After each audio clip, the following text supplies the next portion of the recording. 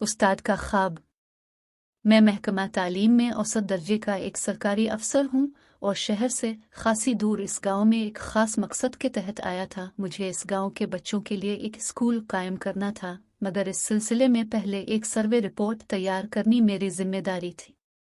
मुझे बताया गया था कि यह काम इतना आसान न होगा। वजह यह थी कि गांव का सरदार वहां स्कूल कायम करने के खिलाफ था, क्योंकि तालीम आम होने के बाद इसकी सरदारी खतरे में पड़ जाती। मगर चूंकि एक मुअल्लिम ने इस काम के लिए कोशिश की थी और एक बड़ी रकम भी मुहैया की थी, तो उसे हर हाल में तकमील तक पहुंचाना मेरी जिम्मेदारी थी।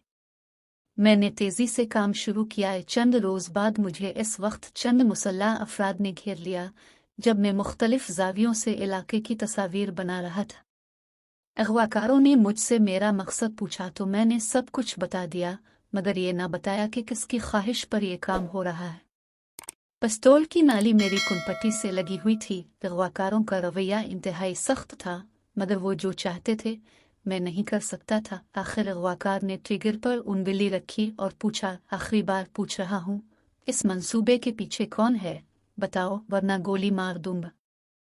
अभी मैंने कोई जवाब नहीं दिया था कि उसी वक्त कमरे का दरवाज़ा धड़ाम से खुला और एक रोबदार चेहरे वाला शख्स अंदर दाखिल हुआ, जिसे देखकर सारे अगवाकार मुस्तैद हो गए। वो चंद लम्हे तक मुझे गौर से देखता रहा और फिर सवालिया नज़रों से एक तरफ खड़े अगवाकार की तरफ देखा तो वो अदब से बोला, खान भाई, उसने कुछ नहीं बताया और मौत से भी नहीं डरा। और पैसे की कोई बात नहीं की है। ठीक है, इसे 20 लाख दे दो, अगर फिर भी न माने तो उसे गोली मारकर उसकी लाश को जंगल में फेंक दो। खान ने हुक्म सादिर किया और इसी अंदाज से लूट गया। अगवाकारों ने मेरे सामने ब्रीफ केस रखा और इसे खोलकर बड़े नोटों की गुड्डियां दिखाएं। सोचने के लिए 1 घंटे की मोहलत देकर मुझे अकेला छोड़कर चले गए। मेरे सामने नोटों से भरा हुआ ब्रीफ केस था। जिंदगी दांव पर लगी हुई थी। मैंने सोचा कि मैं कोई ताकतवर इंसान नहीं हूँ, और सबसे अहम बात यह कि अगवाकार जो राज जानना चाहते थे इसे बता देने में कोई हर्ज भी नहीं है। ये नोट मेरी किस्मत बदल सकते थे और शायद ये मेरी बहादुरी का खराज तहसीन होता। 1 घंटे बाद अगवाकार वापस आए। मैंने कबूलियत जाहिर करके खान से मुलाकात की ख्वाहिश जाहिर की। अगवाकारों ने मुझे खोल दिया। खान दौड़ा चला आया। इसने सबसे पहले यही सवाल किया, बताओ हमारा दुश्मन कौन है? मैं इस अजीबो गरीब सवाल का इतना ही अजीब जवाब का सोच कर मुस्कुराया और बोला, खान, वो आप लोगों में से है, आप ही का खून है। खान का चेहरा गुस्से से सुर्ख हो गया। तब मैंने कहा, खान जी, आपके गांव में स्कूल खुलेगा, शुजात खान पब्लिक स्कूल। खान बारी तरह चौंका और जेरे लब बड़बड़ा, शुजात खान? मैंने इंकिशाफ करने वाले अंदाज में कहा, खान जी, इस सारे मंसूबे के पीछे आपके वालिद सर शुजात खान का हाथ है।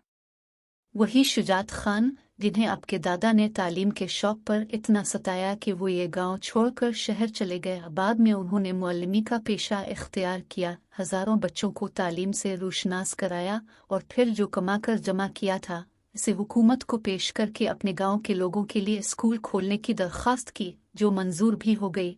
उन्हीं की ख्वाहिश पर यह सारा काम हो रहा है। खान का चेहरा लटक गया। उसने कुर्सी का सहारा लिया, फिर कुर्सी पर गिर गया। उसने कुछ कहने की कोशिश की, मगर अल्फाज ने इसका साथ ना दिया। आखिर उसने लब खोले और फंसी फंसी आवाज में कहा, मेरे बाबा वो इस दुनिया में नहीं रहे। मैंने सपाट लहजे में कहा।